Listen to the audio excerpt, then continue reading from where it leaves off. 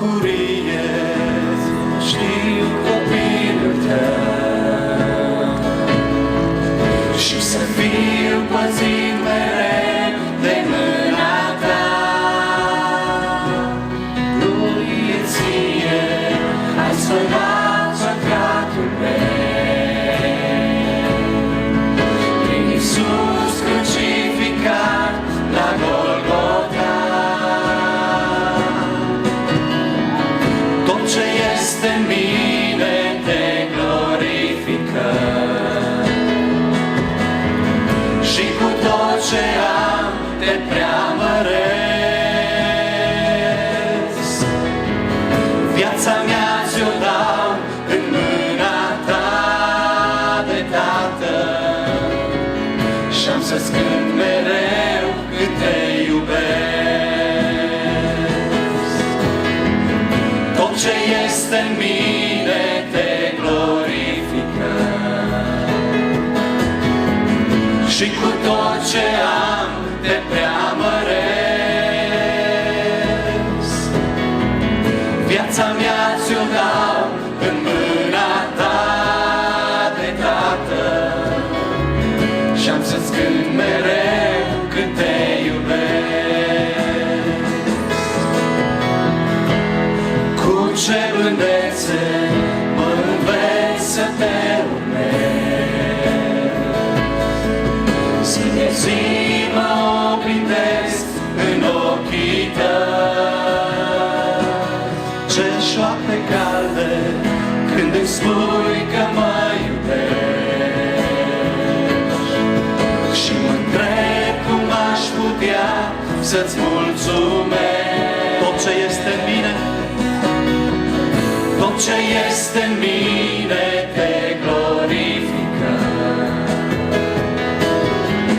și cu tot ce am te preamăresc.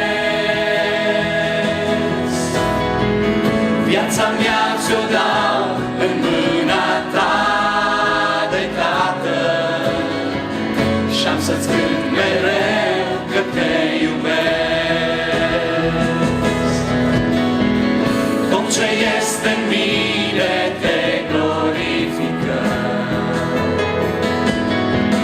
și cu tot ce am te preamăresc. Viața mea ți-o dau în mâna ta de Tată și-am să-ți cânt mereu cât te iubesc. Doar biserica, tot ce este în mine, tot ce este în mine te glorifică și cu tot ce am, și cu tot ce am te preamăresc. Viața mea ți-o dau, viața mea ți-o dau în mâna ta de Tată și-am să-ți cânt mereu cât te iubesc. Și-am să-ți cânt mereu, și-am să-ți cânt mereu cât te iubesc. Viața mea ți-o dau,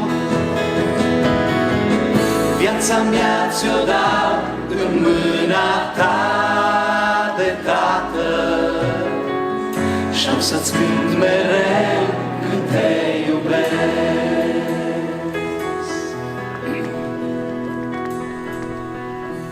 Înainte să-i spunem noi Domnului că îl iubim, El deja a demonstrat acest lucru și și-a reînnoit bunătatea Lui față de noi în această dimineață. Binecuvântat să-i fie în numele Lui de Dumnezeu. În această dimineață, haideți să facem ceea ce am spus prin cântare, ceea ce am cântat. Tot ce este în mine te glorifică. Să-L glorificăm pe Dumnezeu, pentru că El este un Dumnezeu bun și iubitor. Să plecăm capetele noastre și să-i cerem ajutorul în prima parte, iar în a doua parte, haideți să-i mulțumim pentru că El a fost de partea noastră. Ne-a binecuvântat, ne-a călăuzit pașii aici, în casa Lui de rugăciune. Haideți să ne rugăm Domnului. Vom citi câteva versete din cartea Tit, capitolul 3, de la versetul 3, unde cuvântul lui Dumnezeu ne aduce aminte cine am fost și ce am primit de la Dumnezeu. Căci și noi, spune cuvântul lui Dumnezeu aici, eram altădată fără minte, neascultători, rătăciți, robiți de tot felul de pofte și de plăceri, trăind în răutate, în pismă, vrednici să fim urâți și urându-ne unii pe alții. Dar când s-a arătat bunătatea lui Dumnezeu, Mântuitorul nostru și dragostea Lui de oameni, El ne-a mântuit. Nu pentru faptele făcute de noi în neprihănire, ci pentru îndurarea Lui, prin spălarea nașterii din nou și prin înnoirea făcută de Duhul Sfânt, pe care l-a vărsat din belșug peste noi prin Iisus Hristos, Mântuitorul nostru, pentru că odată socotiți neprihăniți prin harul Lui să ne facem în nădejde moștenitori ai vieții veșnice. Adevărat este cuvântul acesta. Și vreau să spun apăsat aceste lucruri, pentru ca cei ce au crezut în Dumnezeu să caute să fie cei dintâi în fapte bune. Iată ce este bine și de folos pentru oameni. Amin.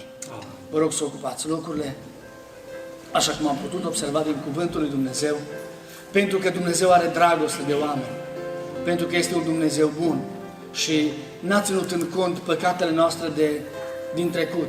Astăzi ne-a mai dat acest har și am intrat într-o stare de har, spune cuvântul lui Dumnezeu, ca să mai poți să lauzi pe Dumnezeu. În această dimineață mai ai ocazia să îi ceri iertare lui Dumnezeu. Mai ai ocazia să îi cânți o cântare nouă lui Dumnezeu. Mai ai ocazia să te rogi pentru fratele tău. Mai ai ocazia să spui, Doamne, ajută. În această dimineață m-am trezit cu un vis. Toată partea asta a Udine a fost plină de militari, de tancuri, de război, avioane care explodau prin aer și a fost teroare mare și când m-am trezit a fost bine, pentru că n-a fost așa. Dar, fraților, surorilor, în unele părți ale lumii așa a fost noaptea aceasta. În unele părți, unele familii și-au propus să se trezească și nu s-au mai trezit. N-au mai intrat în această stare de har în care am intrat noi. Și copii și familii au fost destrămate, plâns, scrâșnet și durere. Noi astăzi mai avem harul acesta, nu se știe până când. Ni s-a dat ordin nouă bărbaților ca să ne dezbrăcăm de hainele noastre, în visul meu, și să ne îmbrăcăm în haine de militari și să mergem înainte. Așa ni s-a dat ordin. Așa am visat. Dar, fraților, surorilor, astăzi, așa cum am spus, avem harul acesta să mai stăm în casa lui Dumnezeu. Să mai profităm de bunătatea lui Dumnezeu care ne scrie aici, dragostea Lui față de oameni.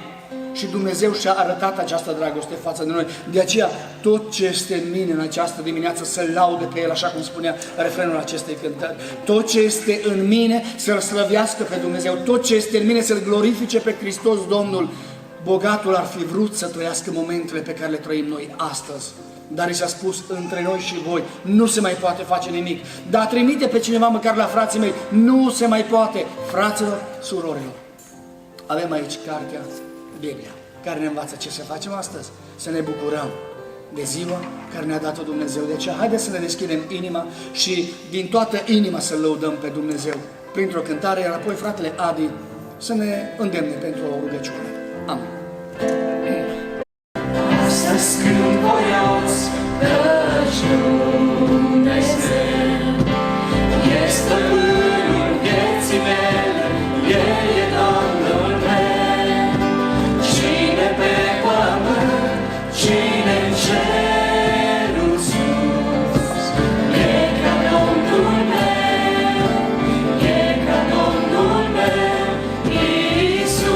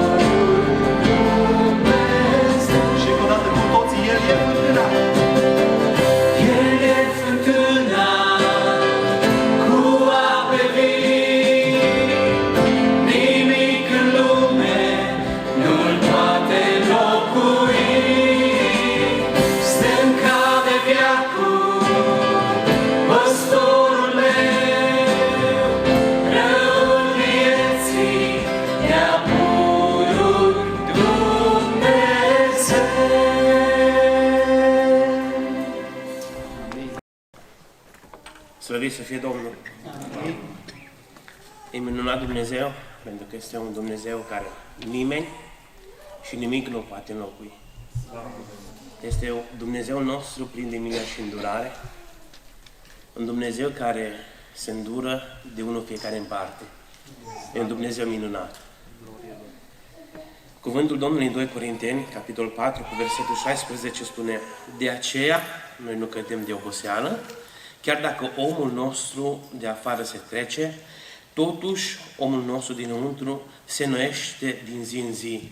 Și zic ca Dumnezeu să ne ajute ca să ne înnoim zi de zi. Și să nu cădem de oboseală. Este adevărat, este greu. Sunt lupte. Ducem lupte pe pământ, în alte părți se duc războaie, cum zicea fratele. Noi ducem lupte spirituale și în această dimineață aș vrea să ne înălțăm glasul nostru către Dumnezeu nostru și să cerem să ne întărească omul nostru din înăuntru. Pentru că trupul acesta va trece. Lucrurile pământești vor trece. Dar știm că rămâne un singur lucru. Ceea ce facem pentru Domnul. Și Domnul să ne ajute să lucrăm tot mai mult pentru El. Să stăm tot mai aproape de El.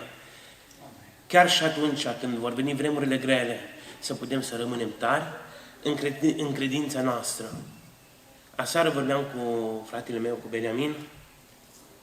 Ne place să ne întâlnim și să mai vorbim și zicea Beniamin, noi de multe ori ne plângem pentru că n-am putut face un lucru sau am pierdut o mașină, am pierdut nu știu ce.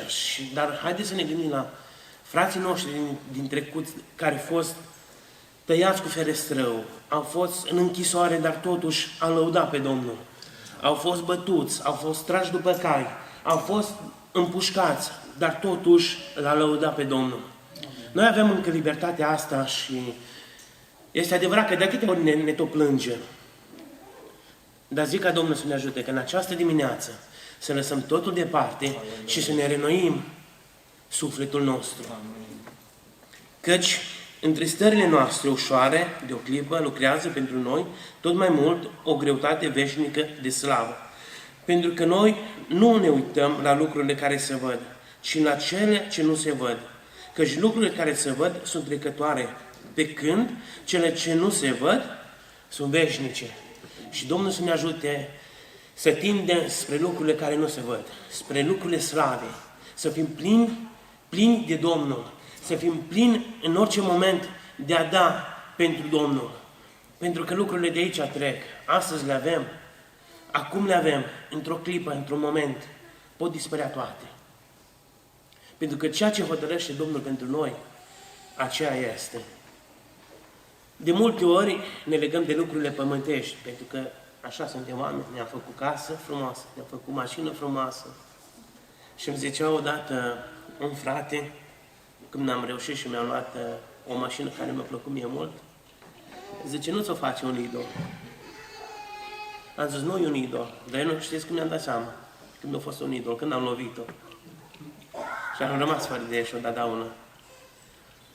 Și îmi părea așa de rău și o zis, fratele David, către mine, uniți idolașul. Domnul să ne ajute să nu ne legăm de lucrurile pământești. Să ne legăm de cele cerești. Pentru că așa cum ne învață Scriptura în Filipeni, capitolul 4, spune, nu vă îngrijorați de nimic, ci în orice lucru aduce cerele voastre la cunoștința lui Dumnezeu prin rugăciuni și ceri cu mulțumiri. Și pacea lui Dumnezeu, care întrece orice pricepere, vă va păzi inimile și gândurile în Hristos Iisus. Încolo, frații mei, tot ce este adevărat, tot ce este vrednic de cinste, tot ce este drept, tot ce este curat, tot ce este vrednic de iubit, tot ce este vrednic de primit, orice faptă bună și orice laudă, aceea să vă sufletească. Și zic ca Dumnezeu să ajute Biserica Maranata să o însuflețească aceste lucruri. Aș vrea să mergem înaintea Domnului și să ne eliberăm de tot ceea ce ne înconjoară în jur.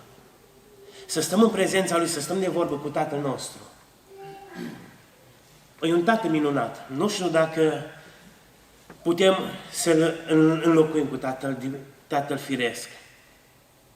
Avem un tată minunat și el în orice timp, în orice moment, este acolo prezent. Este prezent lângă noi. Este prezent când ești la muncă și crezi că nu mai poți. El este acolo. Să nu cazi de oboseală. El este acolo să te ridice. Aș vrea să mergem înaintea Domnului cu aceste gânduri și să-L glorificăm pe El pentru că este minunat. Amin. Amin. Vă rog să ocupați locurile. Apostolul Pavel îi trimite tânărului Tit o scrisoare în care spune, vă rog să priviți în Tit 3 cu versetul 3, căci și noi eram altădată fără minte. Apostolul Pavel se include în această categorie de oameni care, uitați ce fel de categorie era, că și noi eram altădată fără minte. De ce? Și se explică aici în acest verset. Spune, ne-am fost neascultători. Oare de cine? Nu de Dumnezeu? Sunt fără minte atâta timp cât eu sunt neascultător față de cuvântul lui Dumnezeu. Despre dragostea aceasta lui Dumnezeu care ne cheamă și ne spune, vino, alege viața, ne spune.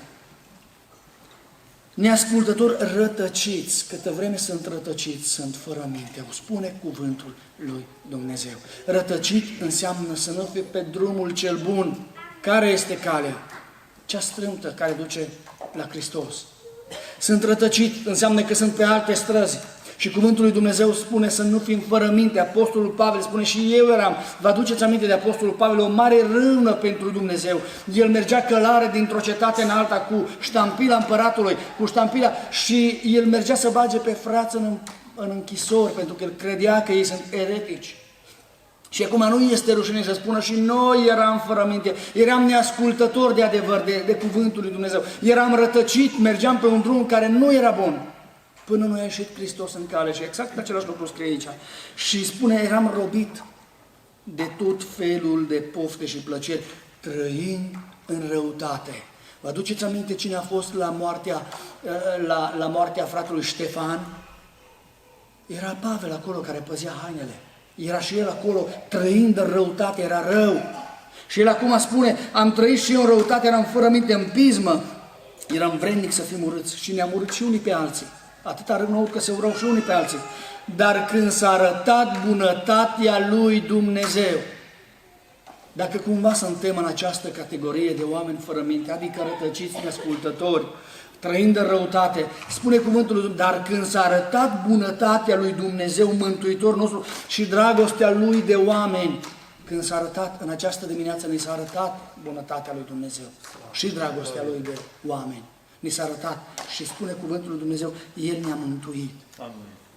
Și nu pentru faptele noastre, nu pentru că careva am fi venit prin meritele noastre făcute, pentru faptele noastre făcute de noi în neprihănire, ci pentru îndurarea Lui. În această dimineață, pentru că Dumnezeu este bun, am mai spus inimii mele să mai bată. Știți de ce? Ca să mai am ocazia să mă pocăiesc, să mai cer iertare, să mai mulțumesc, să-L mai laud pe Dumnezeu. Pentru că așa spune cuvântul lui Dumnezeu, nu cei morți te laudă. David spune, nu cei ce se coboară în țărână te laudă. De aceea Dumnezeu a spus inimii mele și inimii noastre să mai bată în ziua de astăzi. Ci pentru îndurarea Lui prin spălarea nașterii Lui. Spălarea nașterii din nou. Te-a spălat. Dacă am avut nevoie de spălare, înseamnă că am fost murdar. Înseamnă că am avut nevoie ca Dumnezeu să mă spele. Și slăvit să fie Dumnezeu că a făcut-o. Și ne-a binecuvântat și în această zi avem acest har minunat. Iar apoi cuvântul lui Dumnezeu spune, adevărat este cuvântul acesta. Ceea ce scrie, adevărat este cuvântul acesta și vreau să spun apăsat aceste lucruri, pentru că cei ce au crezut în Dumnezeu, adică noi care am venit și spunem că suntem credincioși, am crezut, suntem credenti, practicanti, haideți să punem și cuvântul acesta, da? Să caute să fie cei dintâi în fapte bună. Iată ce este bine și de folos pentru oameni. Următoarea rugăciune o vom face pentru cei bolnavi și pentru aceasta ne va îndemna fratele Călin. Aș vrea doar să vă mulțumesc. Biserica Maranata a fost aproape de noi. Noi am trecut și noi printr-un mulin, așa îmi spunea fratele Ionică Ziță, treci și tu printr-un mulin, treceți și voi de fapt. Dar am simțit dragostea voastră ca biserică, ca comunitate. Ați fost și sunteți aproape de noi și vă mulțumesc. Ne-ați binecuvântat cu tot felul de binecuvântări. Telefoane peste telefoane. Surorile care veneau cu plasele la poartă. Și atunci am văzut cât de important este să faci parte dintr-o comunitate unde ne spune cuvântul lui Dumnezeu să simțim unii cu alții. Mesaje, vizite, și vă spun că n-am crezut eu ca slujitor că sunt atât de importante. O vorbă bună, n-am crezut că este atât de importantă în unele momente. Însă Dumnezeu ne spune că El aici pe credincioși le-a pregătit. Trebuie doar să căutăm, să umblăm în fapte bune. Dumnezeu să vă răsplătească. Într-o seară, toată săptămâna aveam gândul să-i trimit un mesaj unui frate care a trecut printr-o încercare. Și tot mi-a scăpat gândul dintr-o seară pe alta, însă am intrat acasă pe la 9 seara și mi-am luat telefonul, am zis, nu, acum scriu că dacă nu iarăși uit, să văd ce mai face. În timp ce scriam mesajul, a sunat citofonul. Cine credeți că era la poartă? Nevasta acestui frate cu o plasă în mână. Înțelegeți ce învață Scriptura? Să fim aproape. Să fim împreună. Să fim o comunitate. Să ne iubim unii pe alții. Să nu trăim în răutate. De aceea, fraților, surorilor, cred că prin ajutorul lui Dumnezeu, duminica viitoare sau poate chiar și joi, soția mea o să vină deja la biserică pentru că este mai bine. Mai bine, deja s-a vindecat rana, aproape s-a vindecat rana și poziția de șezut nu-i mai dă fastidiu, nu mai deranjează. Am vrut să subliniez aceste lucruri, fraților, pentru că eu am trecut prin ele, noi am trecut prin ele și am văzut. Și Dumnezeu îngăduie ca să ne învețe în viață unele lucruri. De aceea haideți să simțim cu cei ce plâng, să ne bucurăm cu cei ce se bucură. Și Dumnezeu să ne ajute. Vom lăuda pe Dumnezeu împreună dintr-o cântare. Iar apoi, așa cum spuneam, fratele Călin ne va îndemna pentru o rugăciune pentru cei ce sunt în suferință.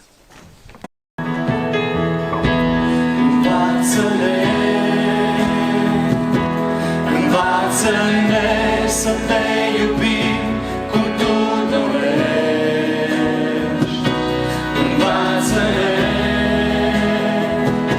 să te slujim. Învață-ne cum tu dorești. Fii binecuvântat în veci de veci. Atinge-ne cu Duhul tău, inima, sufletul și al nostru gând. Umple-ne cu Duhul Sfânt, inima, sufletul și al nostru gând. Atinge-ne cu Duhul tău, inima, sufletul și al nostru gând. Umple-ne cu Duhul Sfânt, inima, sufletul și al nostru gând. Atinge-ne, atinge-ne, cum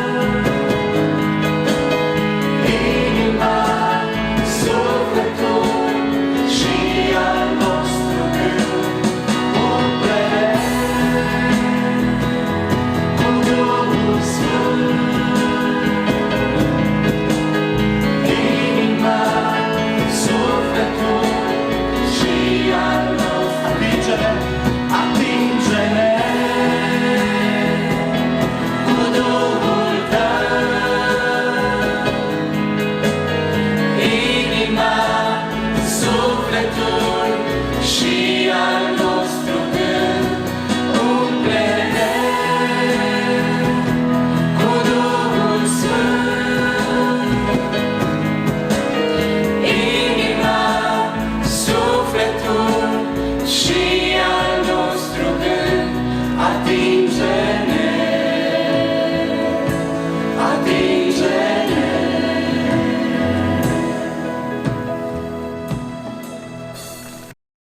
Gloria lui Isus, haideți să ne ridicăm în picioare, pentru că vrem să facem, așa cum am auzit, o rugăciune pentru cei care trec prin suferințe, ca Dumnezeu să se îndure de fiecare dintre ei și El să fie acela care să mângâie toate cauzele care le vedeți acolo pe ecran. Sunt multe, dar Dumnezeul nostru este mare. Lăudat să fie numele Său. De aceea vrem ca să proclamăm numele Domnului și aș vrea să vă spun în această dimineață că Isus este aici în adunare și atunci când Lazar a murit, spunea Marta Domnului Isus că miroase greu și Isus i-a zis: nu ți-am spus că dacă vei crede, vei vedea slava lui Dumnezeu? Frați și surori, aici este Isus în adunare și de aceea vrem ca să aducem înaintea Lui. Oamenii te vorbesc: bă, așa i-a trebuit, bă, n-au fost pocăit, bă, n-au venit la biserică. Dacă în această dimineață ești aici în adunare, aș vrea să spun că Isus este aici ca să privească la cauza ta și la problema ta. Multe probleme am avut eu personale. Și multe dintre ele Dumnezeu le-a rezolvat și multe nu le-a rezolvat. Și lăudat să fie numele Domnului. De aceea dorim să închidem ochii noștri și să proclamăm numele Domnului Isus peste toate cauzele. Aș vrea, frați și surori și tineri, să ne rugăm. Și atunci când ne rugăm să credem că Isus Hristos are putere. Că cuvântul lui Hristos are putere ca să rezolve cauza noastră. Ne rugăm Domnului și încredințăm toate cauzele în mâna Domnului și dacă cineva vrea să ridice o mână și are o cauză, haideți să o facem prin credință și Dumnezeu să fie acela care să se atingă de fiecare cauză. Amin, amin, Dumnezeu să lucreze. Să știți că Iisus vede totul și El este aici în adunare. Eu personal, de când am venit, îl simt pe Iisus aici. Păi, fraților, toată săptămâna alergăm, toată săptămâna ne zbatem. Ce frumos este aici! Aici este locul unde Hristos iartă păcate. Aici este locul unde Hristos vindecă trupul, slăvit să fie numele Său. Haideți să ne rugăm Domnului. Amin. Înainte să ne așezăm, aș vrea să ne uităm în stânga, în dreapta, în față, în spate, să ne dăm o mână caldă și să ne binecuvântăm unii pe alții. Aici, în spatele nostru, frate Hrăz, dacă stă mereu fratele Stelică, spune: Doamne, binecuvântează noi la biserică. Acolo mai în centru e fratele Bogdan, nu e aici asta, așa, Doamne, binecuvântează. Scaunile alea goale acolo, da. Mulțumesc, frate Ruben, tu m-ai înțeles. El a dat mâna în față la nimeni și l-a binecuvântat. Cine era acolo, frate Ruben, în fața ta? Cine era acolo pe scaun în fața ta? Na, bine. Domnul să vă binecuvânteze. Haideți să ne așezăm. Unii sunt bolnavi, alții lucrează, alții sunt plecați în România. Fratele Dicea, când spunea frate Daniel, știu că am fost programat pentru astăzi la predică, dar ce trebuie să fugă în România. Domnul să-i păzească și să-i binecuvânteze. Haideți să lăudăm pe Dumnezeu cu orchestra, apoi grupul de tineri o cântare, sora Sara o poezie, apoi sora Alina Bejera o cântare și programul va continua. Dumnezeu să fie înălțat în această dimineață. Amin.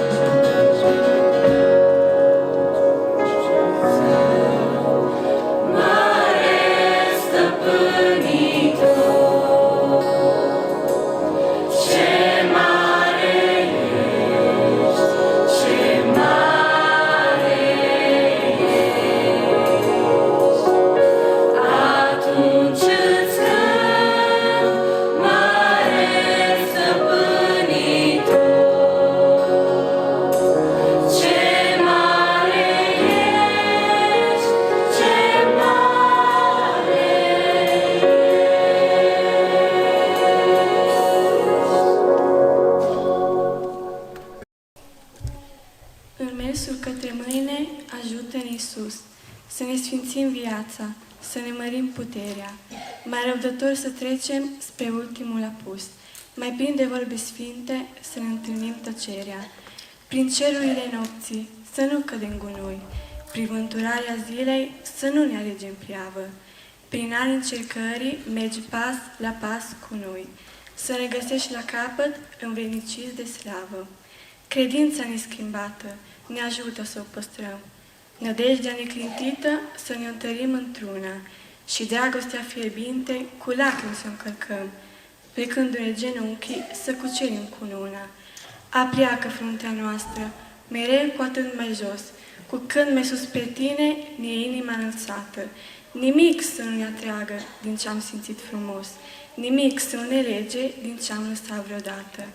Așa, când o să ajungem la țărmul fericit, în zoria celui mâine, ce tot dorim de aseară, Iisuse, să ne întâmpini cu prânzul pregătit, uitând de noaptea asta și foamea ei amară.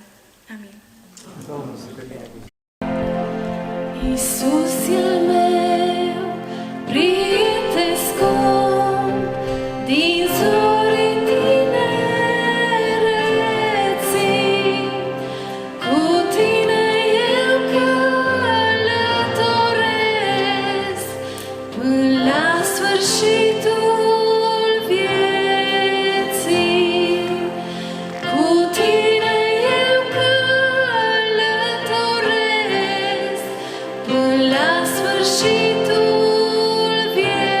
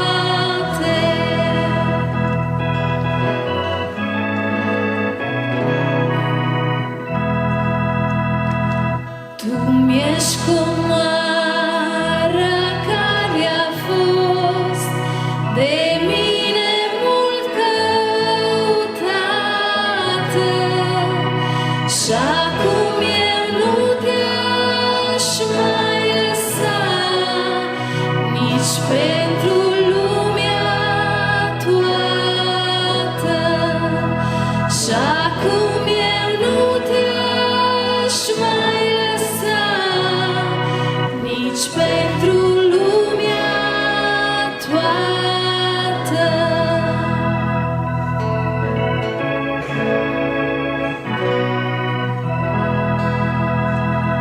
Căci tu mi-ești frate de pribeag, de când și de sus bine.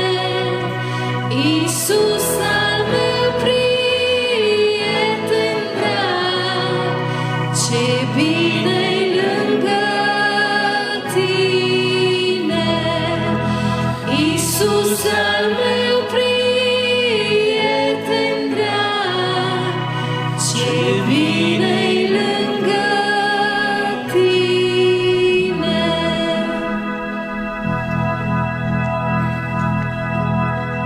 Să mai cântăm primele 3 strofe cu toată biserica. E o cântare mai veche, dar are un mesaj extraordinar. Pentru noi care am depășit 40 de ani ne vorbește foarte mult, poate pentru copiii noștri, fiii noștri, fiicele noastre, ceva mai puțin. Dar Domnul să ne binecuvânteze pe toți în această dimineață.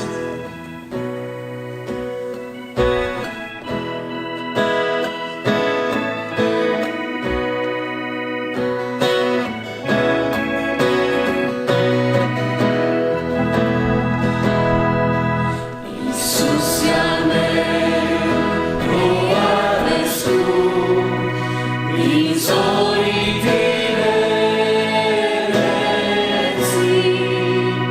cu tine eu călătoresc, la sfârșitul vieții. Cu tine eu călătoresc, la sfârșitul vieții. Din zor de zi, când mă trezesc, smerit mă plec sub cruce, că-n toată lumea asta n-am un scut mai bun și dulce. Că-n toată lumea asta n-am un scut mai bun și dulce. Când merg pe drum îndepărtat, Iisuse, ești cu mine. Să fie drumul cât de greu, e așa ușor cu tine. Să fie drumul cât de greu, e așa ușor cu tine.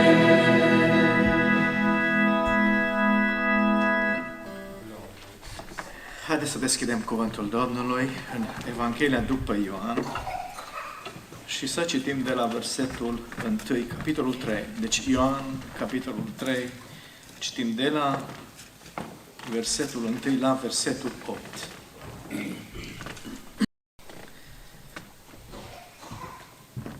Între farisei era un om cu numele Nicodim, un fruntaș al iudeilor. Acesta a venit la Iisus noaptea și a zis: Învățătorule, știm că ești un învățător venit de la Dumnezeu, că nimeni nu poate face semnele pe care le faci tu dacă nu este Dumnezeu cu el. Drept răspuns, Iisus i-a zis: Adevărat, adevărat îți spun că dacă un om nu se naște din nou, nu poate vedea împărăția lui Dumnezeu. Nicodim i-a zis: cum se poate naște un om bătrân? Poate el să intre a doua oară în pântecele mamei sale și să se nască? Iisus i-a răspuns, adevărat, adevărat îți spun că dacă nu se naște cineva din apă și din Duh, nu poate să intre în Împărăția lui Dumnezeu. Ce este născut din carne este carne, ce este născut din Duh este Duh. Nu te mira că ți-am zis trebuie să vă nașteți din nou. Vântul suflă încotro vrea și auzi vuietul, dar nu știi de unde vine, nici încotro merge.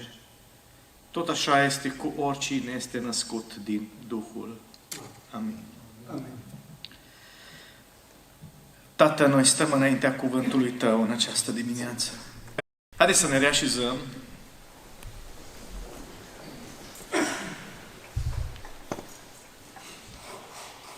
Frați și surori, întotdeauna am considerat biserica, adică adunarea de oameni care se adună în numele Lui Iisus Hristos, indiferent de locație, de țară, de zonă geografică, un loc unde oamenii întâlnesc perfecțiune, unde oamenii întâlnesc adevărata sfințenie, adică unde oamenii îl întâlnesc pe Dumnezeu.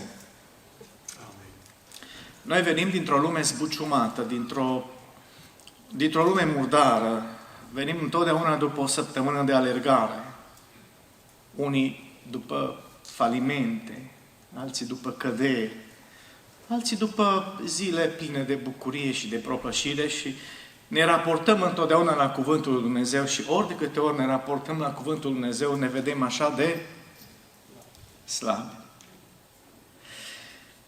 În această dimineață am pe inimă să vorbesc despre nașterea din nou. Sau regenerarea, cum o mai numim noi. Și să vedem împreună, să ne punem întrebarea aceasta. Eu nu știu, trăim niște vremuri cutremurătoare. Dragilor, eu vorbesc cu oameni în vârstă. Foarte în vârstă. La locul de muncă. Oameni care deja au intrat în pensie și încă mai vin la muncă, că spun ei ce să fac în apartament, înnebunesc.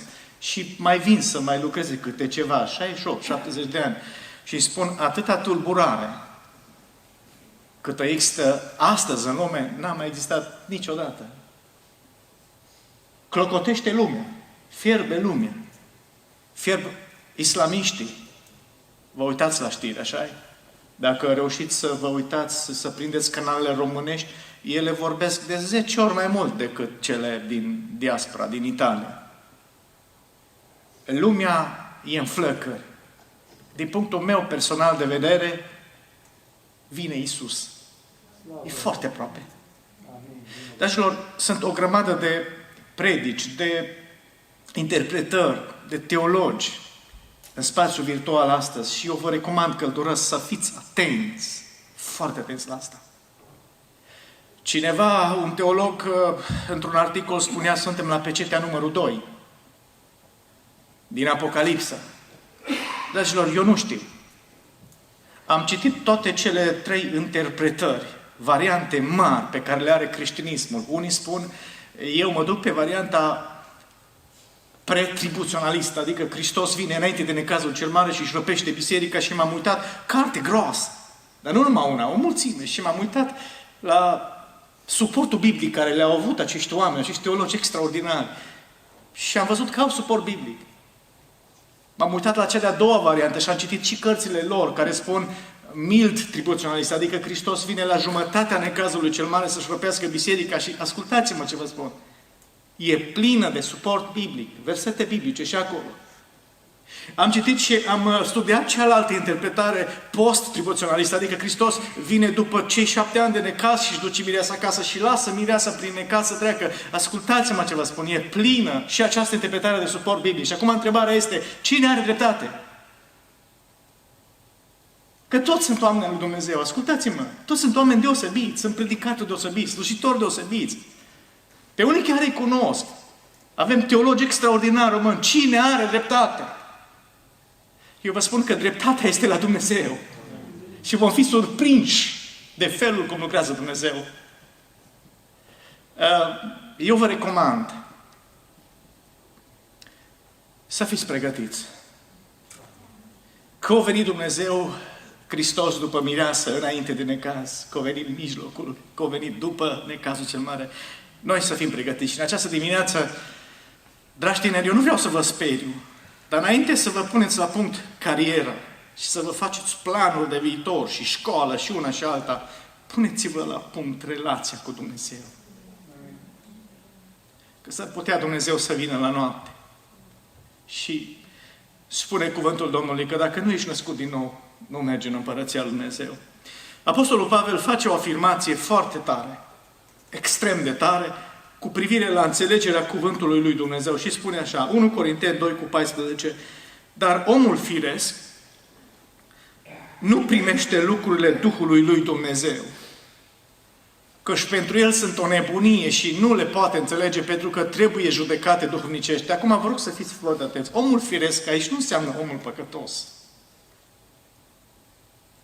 Omul firesc aici îl luăm pe Nicodim. E un învățător al legii. Ăsta nu fura. Nicodim nu-și bătea joc de oameni.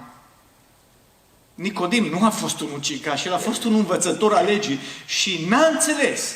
Pentru că era firesc, adică e uman, e natural, nu e ungerea lui Dumnezeu peste el. Omul firesc, omul care nu are conexiune cu Dumnezeu, care nu este dependent de Dumnezeu, care nu stă în rugăciune, care nu are o relație profundă cu Dumnezeu, asta se numește firesc, el nu poate să înțeleagă. Și Nicodim nu înțelege, dragilor. Cum adică să te naști din nou? Poate să intre un om de 60 de ani, de 70 de ani, din nou în pântecele mamei sau nu este posibil. Și Hristos îi spune, Nicodime, atenție! Nu-i vorba despre asta. Născut din nou, dragilor, înseamnă, dăm câteva sinonime, înseamnă, așa cum am spus, regenerat, înnoit, un om cu inimă cerească, un om cu minte cerească, un om cu gândire cerească, un om cu voință cerească, un om cu un interior și, atenție, și exterior divin, binecuvântat de Dumnezeu. Moral, slăvit să fie Domnul. În versetul 3, Iisus spune așa, face o afirmație din punctul meu de vedere uluitoare și dramatică în același timp. Dramatică. Spune așa, drept răspuns Iisus i-a zis, adevărat, adevărat spun că dacă un om nu este penticostal, nu poate vedea Împărăția lui Dumnezeu. Așa scrie acolo. Dacă un om nu e un baptist, dacă un om nu poartă o etichetă, nu este un creștin după Evanghelie, nu este un ortodox, nu poate să vadă, n-are nimic de a face cu religia. Nașterea din nou n-are nimic de a face cu religia, dragilor. Religia este o etichetă, este o umbrelă sub care ne organizăm. E o formă de care avem nevoie pentru a ne organiza. Ne facem un cont în bancă, ne luăm o clădire în chirie pe numele unei asociații sau unei biserici, dar nu ne ajută la absolut nimic din punct de vedere spiritual, duhovnicesc. Spune cuvântul Domnului, dacă, drept răspuns, Iisus i-a zis, adevărat îți spun că dacă un om nu se naște din nou, nu poate vedea Împărăția lui Dumnezeu. Vă imaginați cât de important este cât de importantă este această afirmație. Dacă nu te naști din nou, nu intri în cer. Bun, ce înseamnă naștere din nou atunci, frate Daniel? Eu vreau să știu asta și eu de-aia predic. Pentru ca tu să-ți autoanalizezi viața. Când eu mi-am pregătit predica asta, eu mi-am autoanalizat viața mea. Așa mă cercetează Dumnezeu când le pregătesc de numai. Câteodată spun, Doamne, nu sunt vrednic să prezint un mesaj în fața bisericii că încă mai am de lucrat pe mine, încă mai ai de cioplit pe mine, încă trebuie să mă mai pocăiesc. Și Dumnezeu spune această dimineață, autoanalizează-ți viața. Ești tu născut din nou? Dacă nu ești născut din nou, spune Biblia, nu intri în Împărăția lui Dumnezeu. Dar eu îl cunosc pe domnul pastor. Și l-am invitat la masă la mine și i-am dat un prânz bogat. Zice, da, dacă zice o rugăciune în numele lui Iisus în locul meu. Nici vorbă. N-are nicio treabă nimeni cu tine, dar mama și tata s-au rugat pentru mine. Foarte bine că s-au rugat. Dar nașterea din nou e a ta personală, e o relație pe care Dumnezeu o vrea de la tine. De la tine. Și versetul 5, se uită Hristos la Nicodim și Nicodim nu înțelege ce înseamnă să te naști din nou. Și în versetul 5, Iisus, într-o oarecare măsură, îi explică și spune așa, Iisus i-a răspuns, adevărat, adevărat îți spun, că dacă nu se naște cineva din apă și din Duh, Uite, zice Hristos, n-ai înțeles ce înseamnă naștere din nou, că te-ai gândit la lucruri naturale, te-ai gândit la mama ta, te-ai gândit la familie, te-ai gândit la tine. Dar uite, dacă nu înțelegi, îți mai dau o șansă, poate că o să o înțelegi de data aceasta. Dacă nu se naște cineva din apă și din Duh, nu poate să intre în Împărăția Lui Dumnezeu. Și acum, dragilor, o să ascultați aici, o să vedeți aici, dacă vă duceți în spațiu virtual, dacă citiți cărți, o mulțime de interpretări. Și unii spun într-un fel și alții spun în alt fel. Vă spun cum înțeleg eu, cum au înțeles mai marii noștri, cum au înțeles pionierii credinței, cei mai mulți, în proporție de 90%. Asta vă prezint și eu în această dimineață. Nu le-am inventat eu. Și eu le-am învățat. Și eu le-am înțeles prin ceea ce am citit de la alții. Născut din apă, în primul rând, da, zice Biblia, născut din apă și din Duh. Născut din apă nu înseamnă botez în apă. Dacă nu se naște cineva din apă și din Duh, penticostalilor, nu înseamnă botez în apă și botez cu Duhul Sfânt. Că știu că este o interpretare de-a noastră asta. Și o îmbrățișăm. Zice, dacă nu ești botezat cu Duhul Sfânt și nu ai experiența rosală și nu vorbești în limbi, zice, n-ai cum să intri în împărăție, că Ioan 3 asta zice. Nu zice asta. Născut din apă nu înseamnă botez cu Duhul Sfânt, născut din Duh nu înseamnă botez în apă și botez cu Duhul Sfânt. Și acum ce înseamnă, dragilor? Din punct de vedere literal, născut din apă, ne oprim mai întâi la această expresie. Literal, apa are un rol. Ce rol are apa? Apa curăță, spală. Sau apa potolește setea, nu-i așa? Ce bine e vara la 40 de grade un pahar cu apă rece. Apa, dragilor, reprezintă cuvântul lui Dumnezeu. Și vă dau exemple biblice. Spune așa Ioan 15:3. Acum voi sunteți curați, spălați, din pricina cuvântului pe care vi l-am spus. Cine spală? Cine curăță? Apa. Apoi, spiritual, cuvântul lui Dumnezeu ne ajută să ne facem curățenie în viața noastră. Cuvântul ne spune să nu furi. Cuvântul ne spune să nu jignești pe maică ta și pe taică tău. Cuvântul spune să respecti. Iacov, capitolul 1, versetul 18, spune, El de bună voia Lui, El cu E mare, ne-a născut prin cuvântul adevărului. Cum ne-a născut? Prin cuvânt. Ca să fim un fel de pârgă. Pârgă înseamnă un fel de început al coacerii fructelor. Da? Să pornim în viață, un fel de pârgă a făpturilor Lui. Avem un tablou superb la fântâna lui Iacob. Hristos se întâlnește cu samariteanca. Și spune așa, Ioan 4:14, oricui va bea din apa aceasta, îi spune femeii, oricui va bea din apa pe care o voi da eu cu E mare, da? Adică Hristos, nu fântâna lui Iacob, nu apa asta la nivel fizic, în veac nu-i va fi sete. Ba încă apa pe care o voi da eu, adică cuvântul lui Dumnezeu, se va preface în el într-un izvor de apă. Adică sursa cuvântului, cuvântul lui Dumnezeu, odată primit în viața noastră, el produce pace, produce bucurie, produce nădejde, produce speranță, produce iubire pentru aproapele.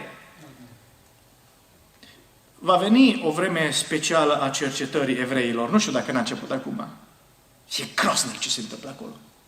Poate că este un început a cercetării speciale a evreilor. Biblia vorbește despre un moment în care evreii îl vor accepta pe Iisus Hristos în viața lor. Deocamdată evreii au religia iudaistă și nu sunt mesianici, sunt și mesianici, dar foarte puțini, adică cei ce cred în Iisus Hristos.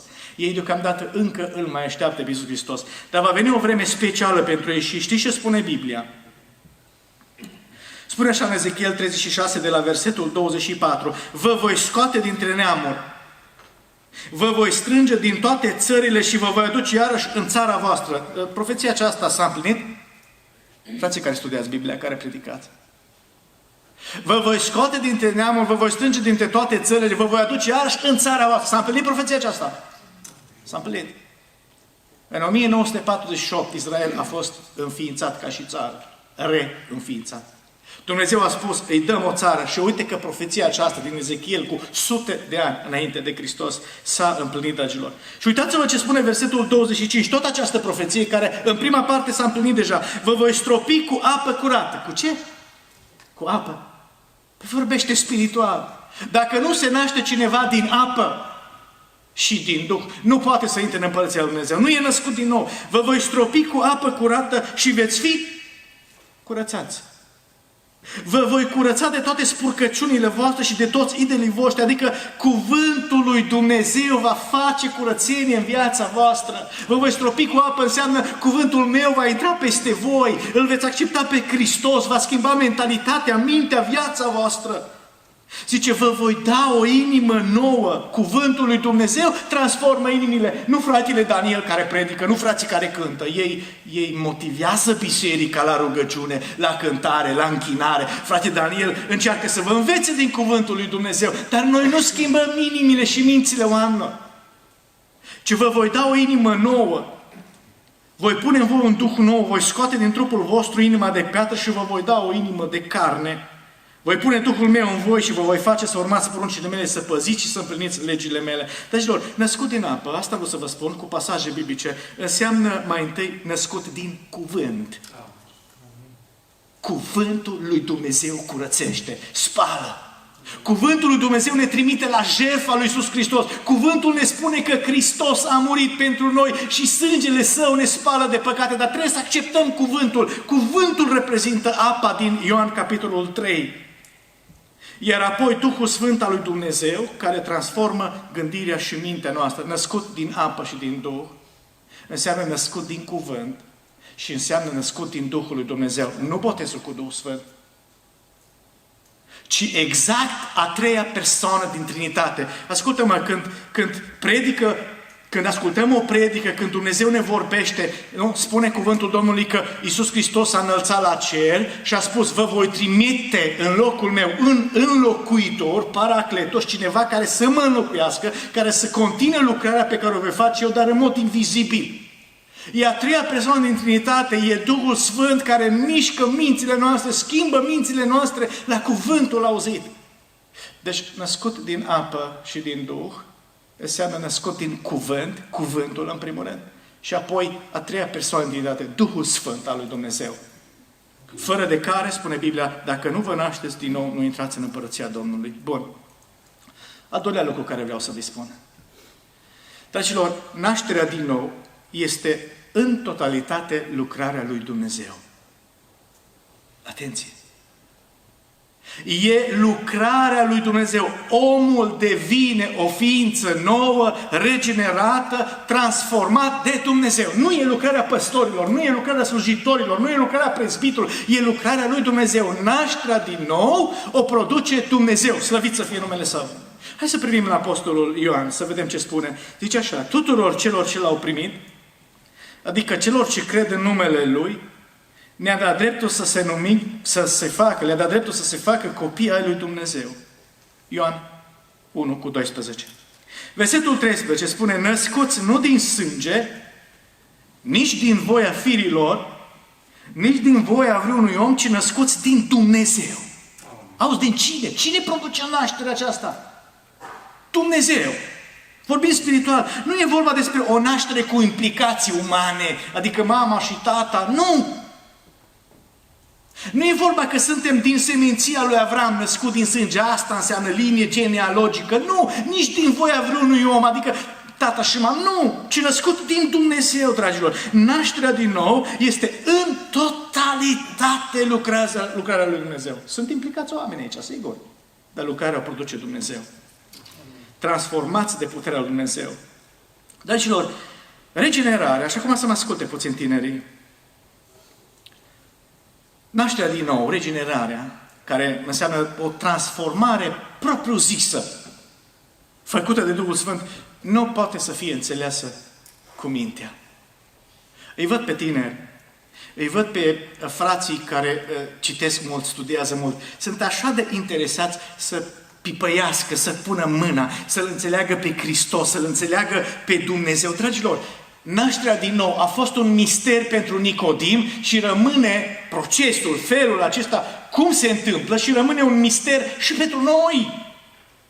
Că de aceea versetul 8, proiectează-mi, te rog frumos, Ioan 3 cu versetul 8, spune, vântul suflă încotro vrea și auzi vuietul, dar nu știi de unde vine și încotro merge. Dragă tânăr, dacă tu nu vezi un copac cu frunze, habar n-ai din ce parte vine vântul. O venit din nord, o venit din sud, că n-ai cum să pricepi de unde vine vântul. Nu mă vezi când zboară până într-o parte, bate de acolo vântul sau bate de dincoace. Nu-l vezi, nu-l înțelegi. Și Hristos face paragona aceasta, paralela aceasta. Zice, vântul suflă încotro vrea și auzi vuietul, dar nu știi de unde vine și nici încotro merge. Tot așa este cu cine este născut din Duhul lui Dumnezeu. Și acum câteva exemple aici, dragilor. Noi credem că Dumnezeu ne naște din nou sau ne-a născut din nou. Hai să luăm așa, așa? Amin? Amin. Cum a făcut-o? Mă, cum a făcut să mă elibereze de ură? Că l-am urât pe tatăl meu care m-a bătut toată viața, o să zică cineva. Că am urât-o pe mama mea care m-a abandonat și m-a băgat într-o casă de orfani. Măi, cum am reușit eu să-l iert? Nu știu. Nu știi cum ai reușit. Că e o lucrare a lui Dumnezeu. Dar ai reușit. Vântul suflă încotro vrea, tu nu-l vezi, nu-l înțelegi, nu-l pricepi, dar el suflă, el vine. Cum a rămas Fecioara Maria însărcinată? Nu știm. Și încearcă teologii și medicii să despice firul de păr în 7. Zice, hai să pricepi. N-ai cum să pricepi. Într-o zi Dumnezeu, adică Hristos, a luat niște pământ, a pus ceva salivă, un pic de scuipat, i-a uns ochii cu tină unui orb și auzi, eu uns ochii cu tină, cu pământ, din făcut așa. Și a zis, du-te în scăldătoarea Siloamului, spală-te pe ochi și o să fii vindecat. Și o să zici, da, domnule, că l-a uns cu acea, așa, cu materialul acela și s-a dus, s-a spălat și s-a vindecat. Cum să... Ia fă tu treaba asta. Ia fă tu ce-o făcut să vezi. E posibil. E o lucrare divină. Cum îi spune Petru și Ioan slăbănocului, ridică-te, ia spatul și umblă. Mă, slăbănoc de atâția ani. Cum primește putere din nou genunchii și picioarele când există atâta terapie care se face, nu? Ca să recuperezi problema unui picior sau unei mâini. Luni de zile. Și la un sigur cuvânt. Cum se produce? Nu știm. Cum se produce nașterea din nou? Nu știm, dragilor. Dar știm că este o lucrare a lui Dumnezeu. Slăvit să fie Domnul. Deci, dragi frați și surori, ce vreau să vă spun în această dimineață e că nașterea din nou înseamnă născut din apă și din Duh, înseamnă născut din cuvânt și din Duhul lui Dumnezeu. Învățătură, e mai grea pentru astăzi predică. 2. Nașterea din nou este o lucrare divină a lui Dumnezeu. Exact cum se întâmplă, nu putem înțelege. Când ne-o spune Hristos. Eu spus lui Nicodim, Nicodim, ești un învățător al legii. Nicodim a fost un predicator în vremea aceea, un teolog extrem de bun, extrem de mare. Și n-a priceput. Acum, aș vrea să vă spun, dragilor, aceste etape, nu felul cum se face, etapele nașterii din nou. Dar lucrarea propriu-zisă e a lui Dumnezeu. Cum eliberează Dumnezeu de, spuneam, de zgârcenie, de ură. Cum eliberează Dumnezeu te eliberează de pământul acesta când ești legat, cum spunea fratele Adi, legat de mașină. Cum te eliberează și dintr-o dată nu mai simți nimic pentru pământul acesta. Asta e lucrarea lui Dumnezeu. Dar vă spun etapele, și asta trebuie să înțelegeți astăzi. Etapele nașterii din nou. Adică, în primul rând, nașterea din nou sau pocăința, sau regenerarea, sau schimbarea, sau înnoirea omului, că asta înseamnă naștere din nou, da? Se produce mai întâi la nivelul minții. Vă rog să fiți foarte, foarte atenți. Dacă cineva astăzi nu e născut din nou, are toate șansele după această predică, dacă crede în cuvântul lui Dumnezeu, să se producă în mintea lui nașterea din nou. Cineva mă întreba, nașterea din nou este un proces sau se întâmplă instantaneu, dintr-o dată?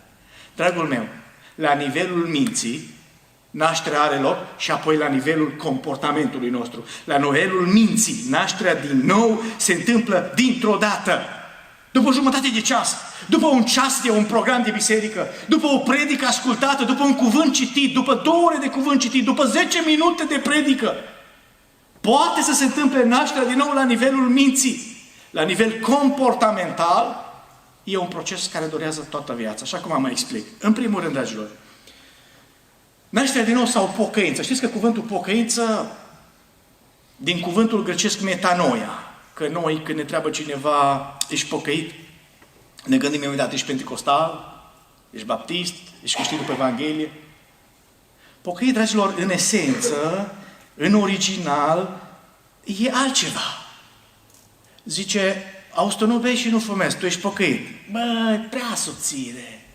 E adevărat că un pocăit nu face asta și se abține, dar e prea puțin. Pocăință înseamnă schimbare a minții. Ăsta e cuvântul, metanoia, schimbare a minții. Mintea lui nu mai e băștinaș aici pe pământ. Mintea lui e îndreptată spre cer. E înnoit, e schimbat, dragilor. Deci prima etapă, dragilor, în nașterea din nou, care se întâmplă la nivelul minții și apoi la nivel comportamental. Dar la nivelul minții sunt 3 etape. Prima etapă, dragilor, este mai întâi de toate auzim cuvântul lui Dumnezeu. Nu se poate produce o naștere din nou dacă cineva nu ne povestește despre Isus, nu ne vorbește despre Isus, nu ne predică despre Isus. N-are cum să se producă nașterea din nou. Primul rând, prima etapă, de aceea am spus, are loc la nivelul minții, mai întâi de toate auzim cuvântul lui Dumnezeu. Sau o predică, sau o cântare, sau o poezie. Mesajul despre buna notiție, cum spun, la bona notiție, cum spun italienii, despre Hristos, despre jertfa lui Iisus Hristos. Uite ce spune cuvântul Domnului. 1 Petru, capitolul 1, versetul 24. Fiindcă ați fost născuți din nou. 1 Petru 1 cu 24. Nu dintr-o sămânță care poate putrezi, ci dintr-una care nu poate putrezi prin cuvântul Dumnezeu. Nașterea din nou, absolut necesară, în primul rând, ca să se producă în viața noastră auzirea cuvântului lui Dumnezeu. Pe când rostea Petru cuvintele acestea, Petru predică în fața 3000 de oameni. Zice că s-a coborât Duhul Sfânt peste toți cei ce ascultau cuvântul lui Dumnezeu. De ce v-am spus că nașterea din nou înseamnă născut din apă și din Duh? Deci, auzi, Petru predică, Duhul Sfânt se coboară peste toți care ascultau, oamenii ascultau cuvântul lui Dumnezeu. Apostolul Iacob spune în capitolul 1, versetul 18, El de bună voia Lui ne-a născut prin cuvântul lui Dumnezeu. Deci, primul lucru, prima etapă, la nivel de minte, trebuie să auzim cuvântul lui Dumnezeu. 2. Acum, eu vi le separ astea.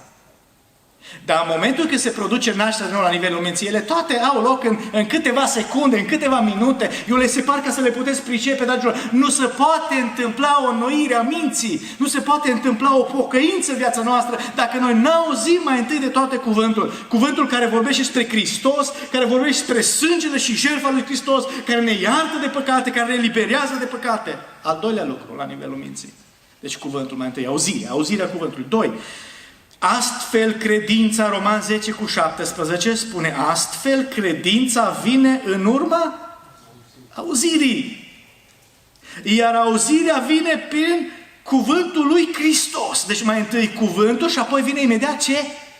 Credința, dragilor. În urma auzirii se naște credința. După ascultarea cuvântului se naște credința. Deci dacă deja ai credință, înseamnă că ai avut un mesager. Ai avut un mesaj care ți-a intrat în minte. Și 3, dragilor. Apoi, deci auzim cuvântul, nu ajunge. Se naște credința, nu ajunge. O să zici, băi, dar am auzit cuvântul, am credință, gata. Nu, dragilor. Apoi, al treilea pas, a treia etapă care se întâmplă la nivelul minții, obligatoriu se formează, se naște un sentiment puternic de părere de rău. Uite ce spune cuvântul Domnului, da? Fapte, capitolul 2, versetul 37, Petru predică cuvântul lui Dumnezeu. După ce au auzit aceste cuvinte, după ce au auzit predica, oamenii, zice, au rămas străpuși în inima lor. Auzi? Cercetați, străpunși, sensibilizați în inima lor. Și au zis lui Petru și celorlalți apostoli, măi, noi ce să facem? Și Petru le spune, pocăiți-vă. Adică ascultăm cuvântul Se naște o credință în viața noastră și apoi vine imediat sentimentul de părere, de rău, de remușcare. Da, Petru, ai dreptate, spuneau oamenii aceia. L-am pus pe Hristos pe cruce, l-am omorât, l-am băgat în mormânt. Da, ai dreptate, l-am omorât pe Iisus. Acum suntem mișcați, ne pare rău, suntem străpuși în inimă. Am umblat o tinerețe întreagă prin discoteci, ne-am lăsat de Hristos. Acum ce să facem? Noi mai avem șansă, spun oamenii aceștia care ascultă pe Petru. Și Petru zice, cum să nu aveți șansă? Hristos pentru asta a murit. Sângele lui Hristos are putere. Pentru asta a murit. Pentru asta a venit pe pământ. Să vă răscumpere, să vă readucă la viață. Și spune, pocăiți-vă. Dar ce înseamnă asta, dragilor? Deci, suntem străpunși în inimă, ne pare rău și se naște o dorință înflăcărată de schimbare. Eu nu mai vreau să fiu așa. Eu l-am blestemat pe Dumnezeu. Eu nu mai vreau să fiu așa. Eu mi-am bătut joc de Dumnezeu. Eu nu mai vreau să fiu așa. Pe mine tata și mama m-au adus la binecuvântare când am fost mic la biserică. Și apoi am început în lumea asta și am umblat haihui ca niște haiduci în lumea aceasta, în mizerie. Eu nu mai vreau asta. Nașterea din nou se întâmplă mai întâi la nivelul minții. Tu l-asculți acum pe fratele Daniel, așa? Se naște credința. Apoi străpuns în inimă, zici, Doamne, pare rău, vreau să mă pocăiesc, vreau să mă schimb. Primul pas e făcut, dragul meu. Asta înseamnă născut din nou. Dacă se întâmplă asta în mintea ta, acum, în acest moment, și Hristos vine peste 5 minute, te duce în ceruri, crede-mă. Și dacă nu vine peste 5 minute, când ieși afară din biserică, încep partea a doua a nașterii din nou. Adică procesul de schimbare. Băi, zice câte unul, zice o femeie în vârstă în satul unde am crescut, zice, o să vedeți voi, mă, pocăiților, că nu o să mă pocăiesc eu. O să fiu exemplu în satul ăsta. Era o femeie foarte rea. Și totdeauna scotea ochii metaforic la pocăiți. Când un pocăit cădea, imediat se prezenta în fața slujitorului. O vezi pe pocăita aia, îl vezi pe ăla cum a căzut, o vezi pe aia ce-a făcut. Și spunea, lasă să vedeți voi că mă pocăi eu, ce mare și tare o să fiu eu. Și în ziua că s-a pocăit. Și a început bătălia aceea de schimbare. Pentru că schimbarea comportamentului și a trăirii noastre nu are loc într-o secundă. Nașterea din nou la nivelul minții are loc în 5 minute, are loc în urma auzirii cuvântului. Da, dorința aceea de schimbare are loc aici, subito, imediat, dar schimbarea propriu-zisă a comportamentului și a trăirii noastre, dragi frați și surori, are loc toată viața. Știți, când vorbim despre sfințire, există un proces. O sfințire care o primim la cruce instantaneu. În momentul când noi am crezut în Hristos, suntem sfinți prin credința noastră în Sfântul Hristos. Dar e vorba despre o sfințire progresivă, pasul al doilea, care înseamnă ieșirea afară din biserică și începe o luptă de schimbare. Dumnezeu să ne ajute pe fiecare parte. Dragilor, eu mi-am mai notat aici câteva lucruri, dar timpul trece și expiră. Vreau să rămâneți cu aceasta. Naștere din nou, în primul rând, înseamnă născut din apă și din Duh. Cuvântul lui Dumnezeu pe care îl asculți și apoi Duhul Sfânt care vine cu acordul tău. Dacă tu zici, nu te băga în viața mea, El nu se bagă. Dumnezeu este respect. În esența lui Dumnezeu respectă. Dacă tu îi spui, nu vreau să fiu pocăit, El nu se bagă. Dar dacă îi spui, Doamne, vino, atunci vine credința peste tine tot de la Dumnezeu. Deci născut din nou înseamnă născut din apă și din Duh, născut din cuvânt și din Duhul Dumnezeu. Este, doi, o lucrare divină cerească. Slăvit să fie Domnul! Amin. Ce bine că e lucrare cerească! Ce bine că mă depinde de pastor, că altfel pastorii va cere bani și va zice, bă, pot să vă nasc din nou. Știți ceva? Vă costă cât? 500 de euro, 1000 de euro. Vai, Doamne, îți mulțumim! Că nu e o lucrare pastorală, ci o lucrare divină și cerească, unde omul nu este implicat. Nașterea din nou este o lucrare divină. 3, dragilor, nu uitați etapele acestea nașterii din nou. La nivel de minte și la nivel de comportament. La nivel de minte, mai întâi auzim cuvântul. 2, vine credința. 3, îmi pare rău și vreau să mă schimb. Asta trebuie să existe. Metanoia, pocăință, înseamnă o schimbare a minții. De acolo începe mersul nostru cu Hristos. Domnul să ne ajute pe toți. Amin. Haideți să ne ridicăm în picioare, dragilor, și să ne pregătim să cântăm o ultimă cântare. O cântare care ne facem și colecta și eu zic să cântăm cântarea aceasta, dacă voi sunteți de acord, frații Beniamin. Eram pierdut, eram căzut și refrenul spune, viața mea s-a schimbat. Slăvit să fie Domnul! Amin.